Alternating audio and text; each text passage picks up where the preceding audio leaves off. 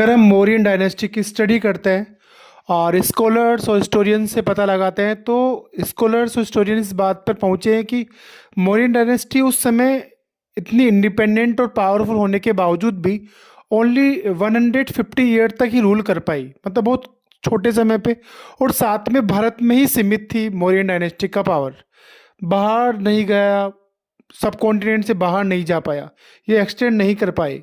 और साथ में भारत में जब मौर्य डायनेस्टी चल रही थी उसी टाइम पे भारत के अलग अलग हिस्सों के अंदर अलग अलग चिफडम्स और किंगडम्स इमर्ज हो रहे थे। अब हम बात करते हैं कि कौन कौन से चिफडम्स के चीफ और चिफडम इमर्ज हो रहे थे भारत में। तो सबसे पहले उस जब मौर्यन डायनेस्टी भारत के नॉर्दर्न हिस्से में अपना वर्चस्व बना चुकी थी, जो 321 बिफोर कॉमन एरा से 184 के टाइम पे, तो उसी टाइम पे भारत के साउथ के अंदर, जैसे आज के टाइम पे आंध्र प्रदेश, तमिलनाडु एंड केरला जो है, इसको तमिलकम बोलते थे, उस तमिलकम में वहाँ पर पे अलग अलग चीफडम डेवलप हुए और उनके चीफ होते थे।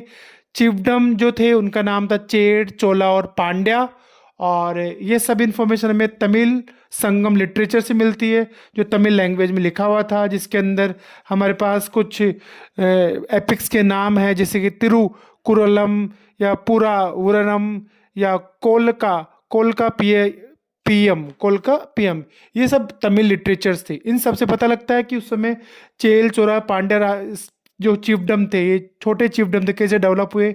और इन चीफ के कुछ स्पेशलिटीज़ थी। ये चीफ लोगों से टैक्स लेते थे, वहाँ के लोगों से उनको सेवा देते थे, साथ में गिफ्ट भी लेते थे एनुअली और अपने सबऑर्डिनेट चीफ से, ठीक है। और सभी चिफडम के हेड को चीफ कहा जाता था, हिंदी में इनको सरदार कह सकते हैं।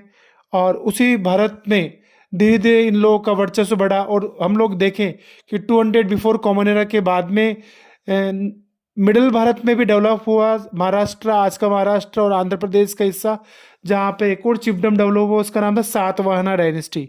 ये सब डायनेस्टी धीरे धीरे डेवलप हो रही है, हुई मौर्यन डायनेस्टी के दौर में। हालांकि मौर्यन डायनेस्टी बहुत इंपॉर्टेंट था, पर इन सभी डायनेस्टी को भी डेवलपमेंट हुआ, चेल, चोरा, पांड्या और सातवाहना डायनेस्टी।